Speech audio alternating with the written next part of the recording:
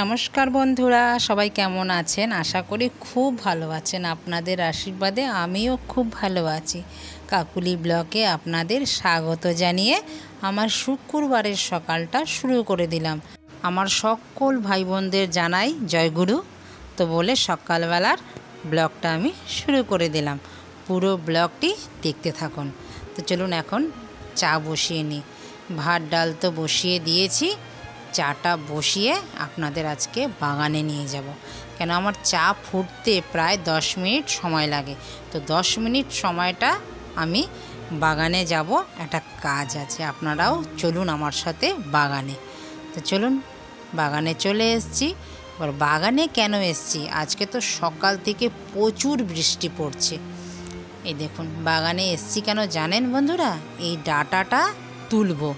আর পুঁই শাকও কিন্তু অনেক হয়েছে আমার বাগানে, আর মোটা মোটা পুঁই শাক হয়েছে জানেন। আরেকদিন পুঁই শাক তুলে রান্না করব।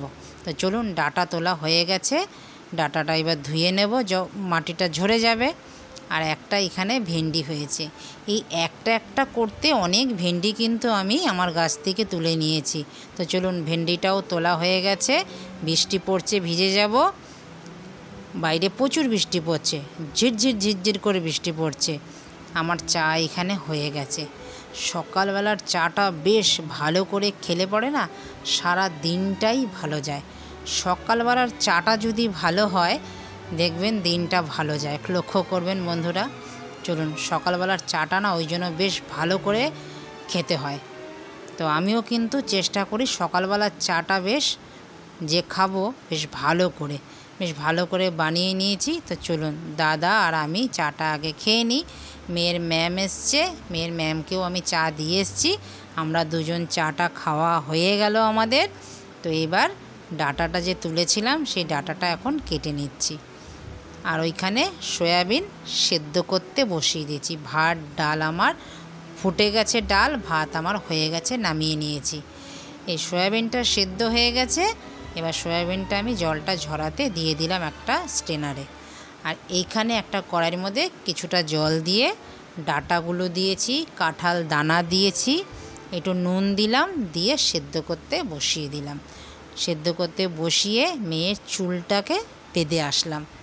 মেয়ে স্কুল আজকে আছে, তো টিফিনও হয়ে গেছে। এবারে মেয়ের চুল বাঁধতে এসে দেখলাম আমার ডাঁটাও কিন্তু সেদ্ধ হয়ে গেছে। এবার ডালটাকে সাঁতলে নেব। আমি তো এইভাবেই ডাল করি। তো বন্ধুরা, আপনারা কিভাবে ডাল করেন কাঁঠাল দানা দিয়ে আর ডাঁটা দিয়ে? আর কী বা ফোড়ন দেন আমাকে কিন্তু কমেন্ট করতে ভুলবেন না। তো আমি কড়াইটা গরম হওয়ার পরে তেল দিয়ে দিয়েছি। তেলটা গরম হওয়ার পরে 2-4টে শুকনো লঙ্কা আর কালো জিরে ফোড়ন দিয়ে ডালটাকে ঢেলে দিয়েছি। বকবক করে ফুটে উঠেছে, তখনই ডালটাকে নামিয়ে নিলাম। তো আমার ডাল কিন্তু হয়ে গেছে। এইবার সয়াবিন আমার রেডি। আর আমার এখানে একটা বড় আলু সেদ্ধ নিয়ে নিয়েছি। কি বানাবো জানেন? সয়াবিনের কোপ্তা। কে কে খেয়েছেন আমাকে কিন্তু কমেন্ট করতে ভুলবেন না। আর যদি এখনও না খেয়ে থাকেন, আমার পুরো ভিডিওটা দেখে বানিয়ে চটপট বাড়িতে খাবেন। এটা যার সাথে খাবেন তার সাথেই ভালো লাগে। তো চলুন আগে মশলাটা দেখিয়ে দিই কী কী নিলাম।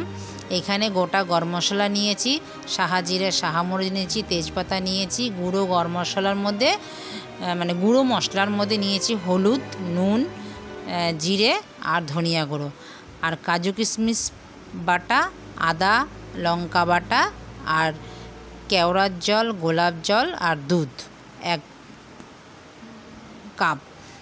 আর নিয়ে নিয়েছি সয়াবিন। তো ভালো করে সেদ্ধ করেছিলাম, একটুখানি সেদ্ধ করে আমি মিক্সিতে একটু ঘুরিয়ে নিলাম জলটা ভালো করে চিপে।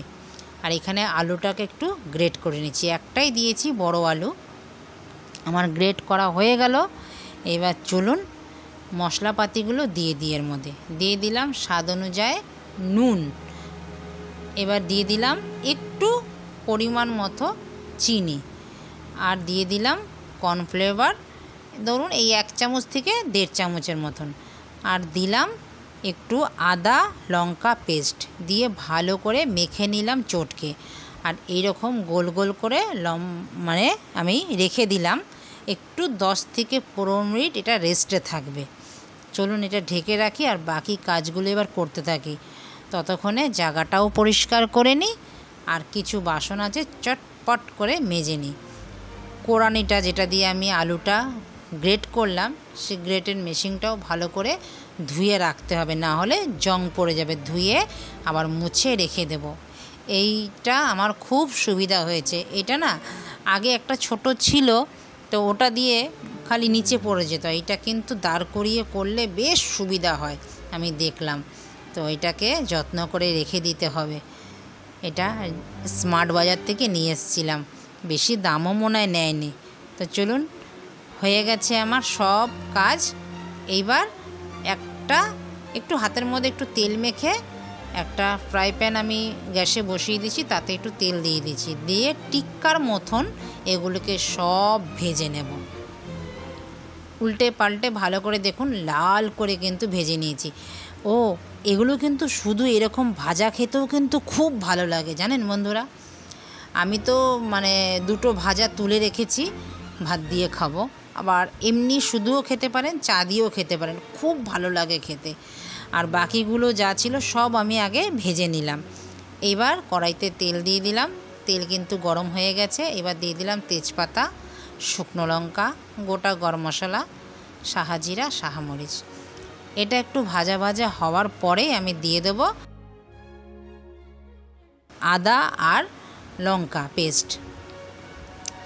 তারপরে দিয়ে দিলাম 2 মিনিট নাড়ার পর দিয়ে দিলাম গুঁড়ো মশলাগুলো। তার মধ্যে ছিল জিরে, ধনে, নুন আর হলুদ।